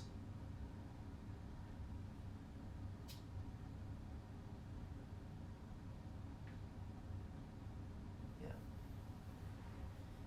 Okay, so I'm going to give Dream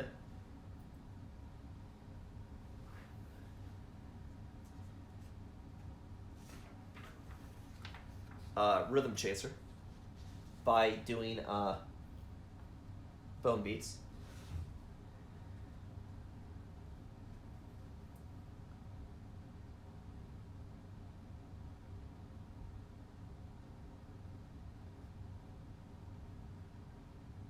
And that is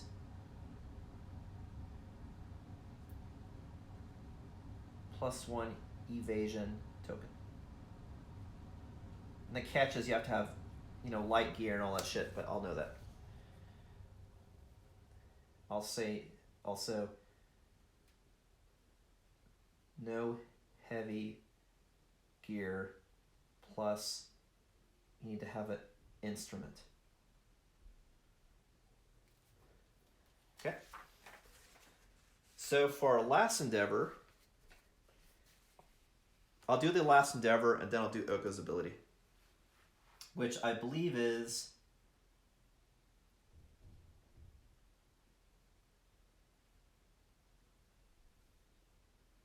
I don't know. We'll see. Okay, so for last endeavor, I could give one of these people a lot of insanity. That's something I could do by doing bloodletting.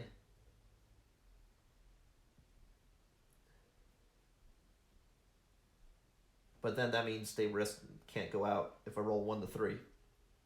And I have to use resources, so that may not be a good choice.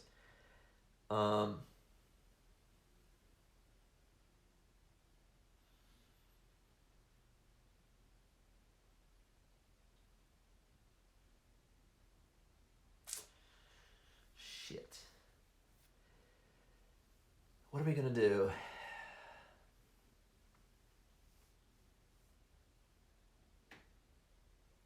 We're on track for learning Harvest Ritual, but not yet. Shared experience, that's not going to help us this time. I could try Augury, but you have to roll 8+, which is not great. But if Oko does Augury, his understanding is now 3, and he'll get a bonus. So if he rolls a 7+, will trigger Intimacy. So I could still trigger Intimacy. I might do that, actually. I don't see something else that's screaming at me that's beneficial. I mean, if I do face painting, everyone gets 2 more survival and 1 insanity. Maybe that's worth doing. Yeah, that's probably the better choice. Okay, for the last one, we'll do face painting, with the hopes of getting that to proc. So I have to roll a 4 or better.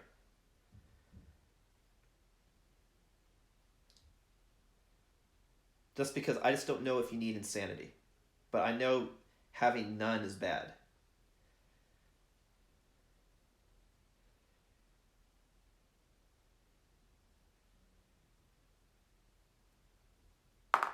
Okay, we rolled a 6. So everyone departing gets also 2 survival and 1 insanity. So I'll have this separate just so I remember to do it when we depart. So that's going to be helpful. Okay, so I did drums. I did some face painting with battle paint. So we're ready for battle. And then we learned drums. We did the drums. We're preparing for war. We got the drums going. We got the paint going. We just had death in the civil. We executed people. We reenacted the hunt. Man, we are battle ready. But that is the end now. Almost the end of the stream. The last thing of the stream is we're triggering the insight event for Oko because he reached 3 understandings. So this is the last thing for this stream. Sorry that this went a little bit long for the settlement phase, but we got a lot of stuff going on, man.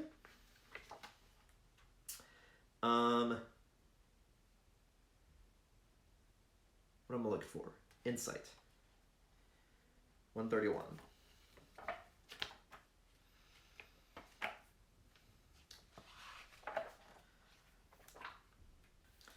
So again, here's what insight looks like, the picture. We're thinking about stuff. And this is Oko, the person that executed and is heralded as the champion of our civilization, is now becoming potentially the new second in command. Insight. In a single moment, the curtain of the world pulls back. Select the epiphany corresponding to the current game phase. So we are in the settlement phase. So we have settlement phase epiphany, which is this one. The hunt once filled you with inexorable dread takes a on a new dimension. Well, yeah, this person's also insane. Your expeditions outside the settlement inspire you with curiosity and wonder. Gain the following ability and roll on the table below. So this says when you are a returning survivor, you gain +1 to use this settlement phase. So this person is still a returning survivor, so that means we get actually an additional endeavor we can spend because he's still counted as a returning survivor. Awesome. And then we roll on the table. So Oko gets Tinker, and then also we roll for something else. We got a 2. If you innovate this phase, draw a +1 card. Well, we already did that. We should have drawn a 5th card, but honestly, I think I would have stuck with drums anyway, so that's okay. I'll also remember that going forward. Well, that was a one-time event, but we would have done drums anyway, to be honest. That's a good one. Okay, so that means we have one more endeavor to do. Okay, so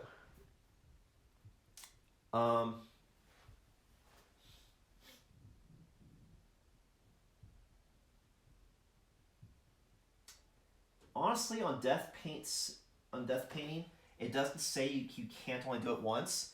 But honestly, since we have, I think I'm going to attempt though intimacy anyway, because if people die, we're going to need people. Or just period, because we're getting kind of low on people that we can choose from, because we had 2 people die this year. So I'm going to attempt augury with Oko as the last endeavor.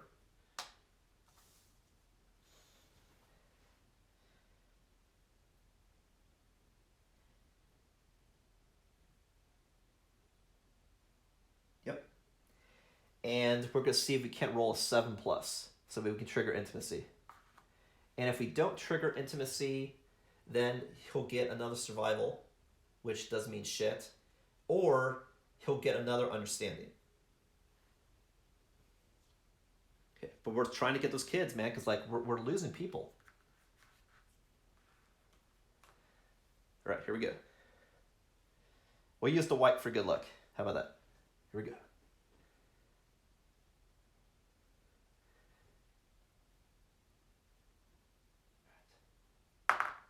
Oh, yes. Natural Lantern. That's a 10. We triggered intimacy.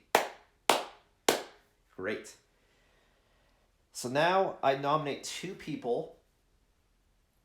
Man, this person is becoming the new VP of the tribe. Holy shit. He knows shit. He inspires people.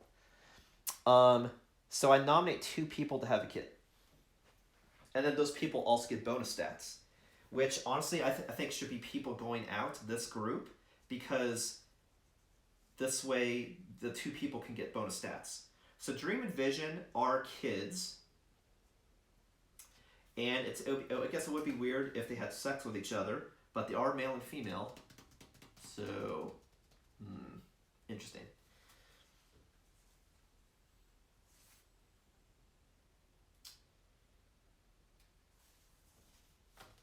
Because that's what happened with Civilization. So many people died that the only people left are the people that had a family. And now the kids, we might have to do that, to be honest.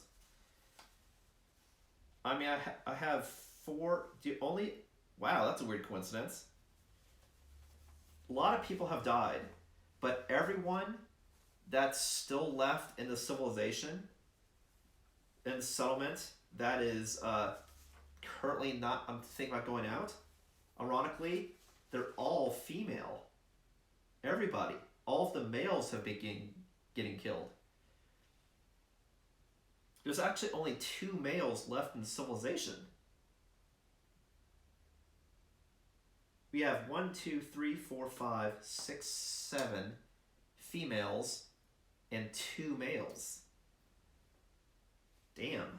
I don't think I can risk having 2 males go out on the next hunt, because they could all die. The reason why I say that is because if you don't have a male and a female, you actually can't even do intimacy. So then you're screwed for the rest of the game. And like, I want this to go well, but what if it doesn't? Scenario is what I mean. So, I think... Fuck. And I just had this person learn Rhythm Chaser. Ah, shit. Fuckity fuckity fuck. I can't have both males go out and then if they both die. So, well, I could have Oko sit out, though. Oko could sit out. And because he's the alpha male anyway, we want to. And then I could have Eve can't go out because she has post-traumatic stress. Isma definitely cannot go out. So really the only choice right now is Emily. So I think what I may do is have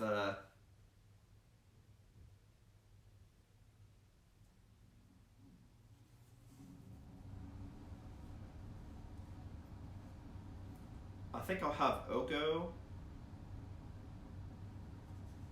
I think I'll have the two people that are the chosen have this kid. Well, it's a.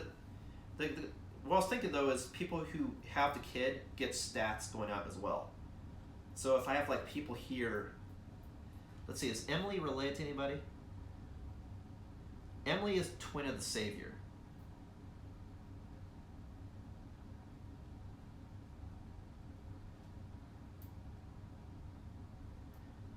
I mean, I've kept track that people are a child or a parent, but not who's what's kid. So let's have.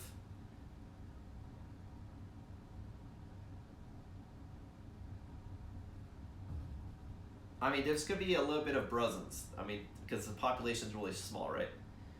So we'll have Emily and Dream have a dreamy night, is what we'll do. That way they'll have also stats going out that benefits them. Okay, that's what we'll do.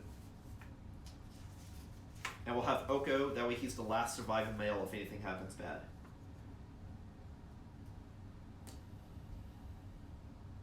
Of course, I could also just have all females go out, but I don't think I have anyone else that can go out this period of time. Okay, so we'll have Dream and Emily be the parents. So now Dream, I'll put parent. And then Emily. Emily is actually already a parent. I think, wait, does that mean Emily's having sex with her kid? It would appear that way. Shit. Well, I mean, it would appear that way. So it looks like there's definitely some incest going on here. But it's desperate time. Yeah. So Emily is going to have Emily and Dream.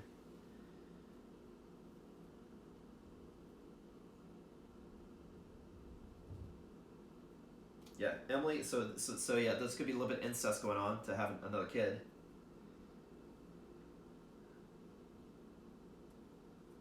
I mean, I could have Oko and Emily, but it just Oko already has super stats.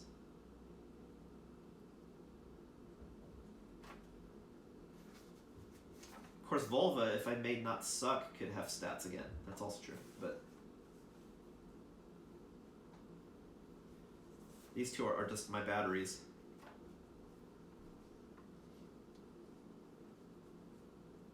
Yeah, no, we're gonna have incest. All right, so we got some incest going on. Dream and Emily. All right, let's do it.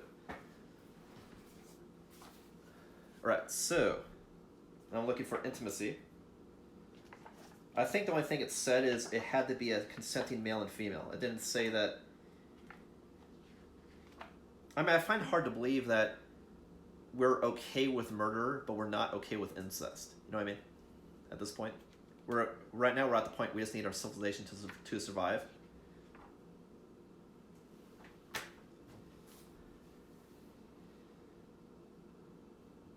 Unless I wanted the kids to just have sex with each other. All right, no, we'll have that be weird. We won't have it be the parent. We'll have it be Dream and Vision. That's what we'll do. I mean, it's still weird, but it's less weird. So the kids are having sex. Dream and Vision.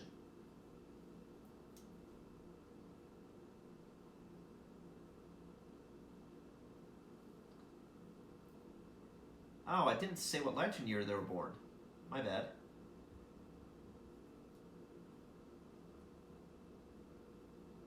I've been forgetting to do that, apparently. Well, that's okay. That's also, I have to record on video. Okay, so it's two of them. It says, let's do again. And this will be the last thing for the stream. 133. Okay, so trigger intimacy. Kids are getting a little too friendly, but it's desperate times. So they're having a dreamy night. Okay, so doing intimacy. Which I believe they're male and female, right? Yep. And they are brother and sister. Okay, so I have some bonuses to intimacy. So I don't get +1 because I didn't do I didn't do Founder's Eye. But I can roll twice and choose any result. Because I have Protect the Young. And then I get some bonuses with Hovel in Bed as well.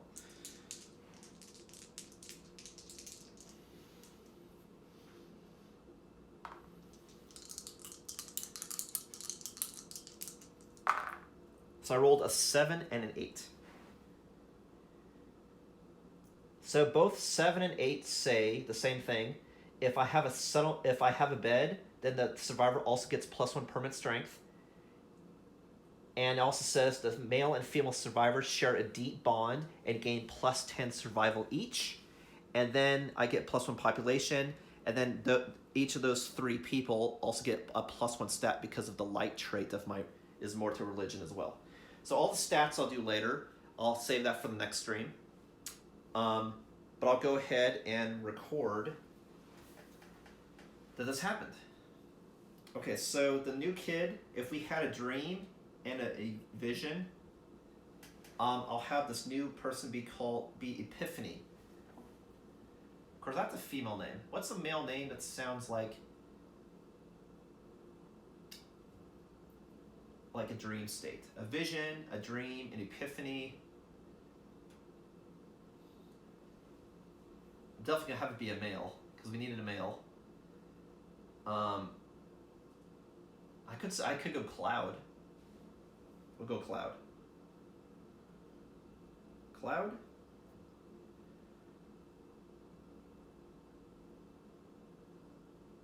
Who's a male? And then I'll see Dream and Vision. I need to give stats, so I'll say Starlight. Envision has Starlight, then also +1 STG, +1 ST. Well, no, don't one that gets +1 strength is a child, right? The child get +1 permanent strength. Okay. So the child will get Star L, Star B, and +1 strength stats. Vision and Dream, I'll remember to add a +1 stat, because they participated in this event celebrating life. But what I'll do right now is give each of them +10 survival to their limit, so they go to 6.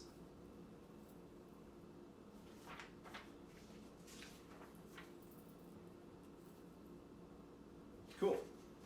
All right, so that is it for this settlement phase. During the next video, I'll prepare the departing survivors and show and do the showdown for the hand.